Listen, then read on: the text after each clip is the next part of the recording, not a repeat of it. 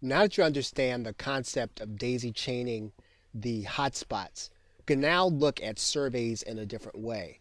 And so what we're going to do is we're going to open up the quiz. Even though we're not really looking to quiz anyone, we're really looking to do a survey. And so we're going to ask some questions. I'm going to write a question in here. And so what we're going to do is we're going to display the feedback. And so if a person answers a certain way, we want something to happen. So we're going to write in here. Now, we're not thinking in terms of quizzing and righting it wrong. The question is, who is your favorite copywriter? And there's an answer. So if the person says Dan Kennedy, well, then we want to send them to, maybe it could be our affiliate link, maybe it could be our site, maybe it could be something where we are doing something that is representative of Dan Kennedy. We want to put that in there. Now, if you follow this, what you also could do, now that you know you can put another video survey on your site, is you can send the person to the next survey to narrow down their answers. So in other words, they answer the first question, and maybe you want to send them to a follow-up question. Well, then you're going to have a video there and another set of questions. And you can do that by dictating what URL they go to, and you can actually have the video embedded in your WordPress site, or you can have it hosted on your site. It really doesn't matter. But you can deliver them to another interactive video where they can answer another question. Ultimately, your goal is to get them to some place where it's going to be advantageous for them, the customer.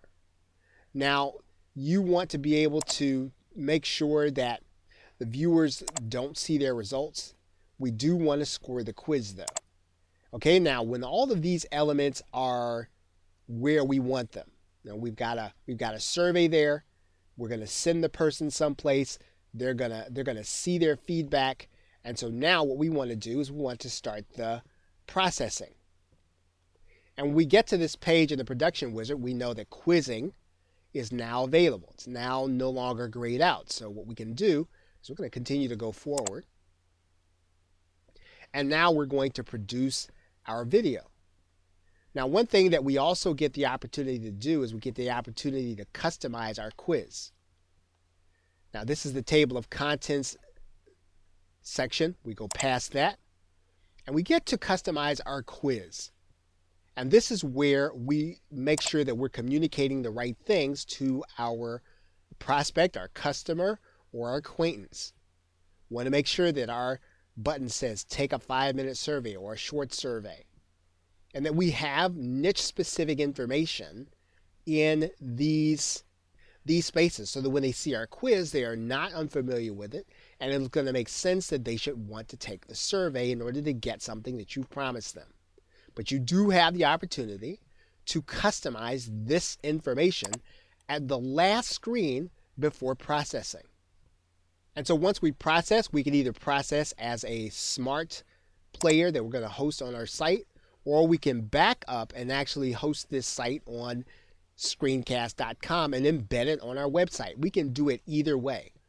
The important thing is that when the user takes some kind of action, that we send them to the next chain that we want them to be in. And if survey is the first part and you want them then to be sent to the page with the hotspot, you can do that, or you can do it vice versa.